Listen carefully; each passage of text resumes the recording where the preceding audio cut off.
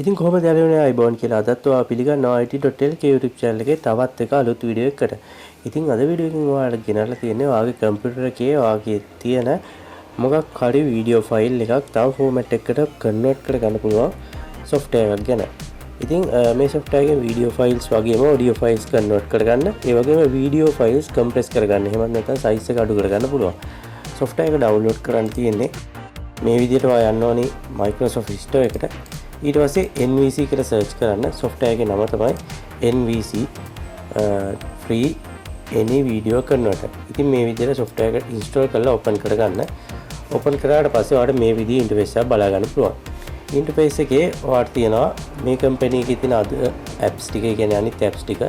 ඒ වගේම තමයි මේකට අදාළ තියෙන video converter එක, audio converter එක, ඒ වගේම video compressor එක. ඉතින් මේ කොටස් තුන ගැන වෙන වෙනම කතා කරමු. වීඩියෝ කන්වර්ටර් එකකින් වෙන්නේ වීඩියෝ එකක් කන්වර්ට් කරන එක.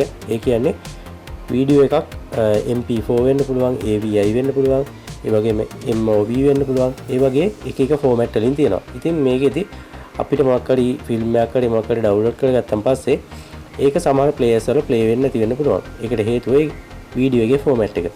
අන්න ඒ වගේ දේවල් වලදී වීඩියෝ එක කන්වර්ට් කරගන්න ඕනි වෙන ෆෝමැට් වලට. ඉතින් මේකෙදි පාවිච්චි කරන්න පුළුවන් එක software එකක් තමයි මේ software එක සම්පූර්ණයෙන් free. ඒ වගේම තමයි දැන් අපි ඉන්නේ වීඩියෝ කන්වර්ටර් කියන section එකේ. ඉතින් අපි බලමු මේ විදිහට අපි අපේ folder එකක් ඇතුළේ තියෙන වීඩියෝ එකක් ගමු. මේකේ පුළුවන් add file කියලා දීලා මෙතනින් ඔයාලට ක්ලික් කරලා ගන්නත්. එහෙමත් නැත්නම් මේ විදිහට folder එක පිටින් open කරලා මේ විදිහට drag and drop කරන්න පුළුවන්.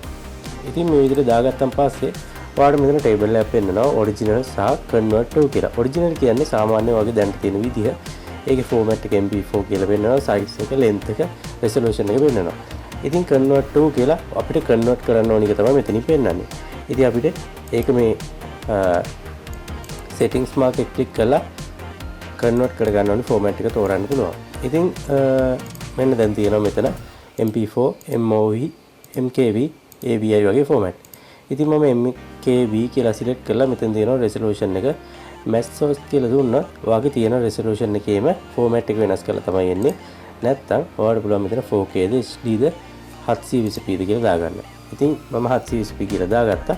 ඊට පස්සේ මෙතන තියෙන convert කියලා දෙන්න. ඒ වගේම තමයි output path එක තියෙන, ඒ කියන්නේ save වෙන තැන. ඉතින් ඔයාලට පුළුවන් ඒක මේ තිත් තුන ක්ලික් කරලා වෙනස් කරගන්න. නැත්තම් මේ තියෙන තැනම save කරන්න පුළුවන්. මේ විදිහට start කියලා දෙනවා. ඊට පස්සේ ඔයාගේ processor speed එක, RAM එක, ඒ වගේම computer එකේ සම්පූර්ණ ස්පීඩ් එක මත මේක වෙනස් වෙනවා. ඉතින් මේ විදිහට ඔයාලට finish කියන එකේ පෙන්නනවා, බලා ගන්න පුළුවන්. ඉතින් ඊට පස්සේ ඔයාලට පුළුවන් මේක open කරලා බලන්න. මේ විදිහට ඔයාලට පේනවාදී අපේ වීඩියෝ එක මෙතන තියෙනවා. ඉතින් වීඩියෝ එකක් කන්වර්ට් කරන්නේ අන්න එහෙමයි. ඒ වගේම audio converter එකට ගියාට පස්සේ අපි audio එකක් දාලා බලමු. මේ විදිහට අපි audio එකක් මේකට select කරලා drag and drop කරනවා. ඊට පස්සේ audio එකේ තර විදිහට settings mark එකක් තියෙනවා. අපිට ඕනි format එක තේරුවා. මේ විදිහට output path එක තේරුවා. convert කියන එක දුන්නා. ඉතින් ඔයාලට පේනවාදී මෙතනින් open කරගන්න පුළුවන්. එතනින්ම අපිට file එකට යනවා. ඔයාලට බලා ගන්න පුළුවන් අපේ audio file එකක් convert වෙලා තියෙනවා. ඒ වගේම තමයි video compressor. video compressor එකෙන් කියන්නේ video එකේ තියෙන size එක අඩු කරන එක.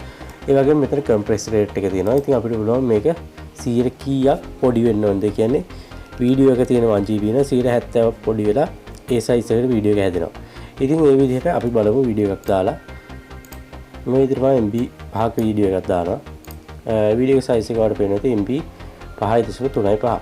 ඉතින් 130ක් compress කරපුවම වීඩියෝ එකේ size එක 3.7යි. 170ක් compress කරාම වීඩියෝ එකේ size එක 1.6යි. ඉතින් අපි 170ක් කියලා දාලා compress කියලා දෙමු. ඊට පස්සේ ඔයාලට පේනවාදී මේක compress වුණා. ඊට පස්සේ ඔයාලට මේක open කරලා බලන්න පුළුවන් ඔයාගේ වීඩියෝ එකේ size එක. මේ තියෙන original එක, මේ තියෙන්නේ convert කරපු එක. ඉතින් මේ වීඩියෝ compressor එකෙන් ඒක කරගන්න පුළුවන් අපිට. ගොඩක් ලේසියෙන් මේක add නැහැ. මේකට pro version ගන්නවත් මොකුත් ඕනේ නැහැ. මේක සම්පූර්ණ free software එකක්. ඉතින් ඔයාලට පුළුවන් සාමාන්‍ය විදිහට Microsoft Store එකේම download කරලා මේක පාවිච්චි කරන්න. ඉතින් මම හිතනවා අද මේ convert එක ගැන ඔයා දෙයක් අලුත් දෙයක් ඉගෙන ගන්න නැති, ඒ වගේම අලුත් free software එකක් ගැන ඉගෙන ගන්න නැති. ඉතින් channel එකේ තව videos ගොඩක් තියෙනවා එක එක දේවල් ගැන. ඉතින් ඔයාලට පුළුවන් ඒ videos බලලා අලුත් දේවල් ඉගෙන ගන්න. ඉතින් වීඩියෝ එකකින් දෙයක් ඉගෙන ගන්න කියලා හිතනවා නම් කමෙන්ට් එකක් දාන්න, අඩුපාඩු තියෙනවා නම් කමෙන්ට් එකක් දාන්න. අදට ගිහින් එන්න සුබ දවසක්.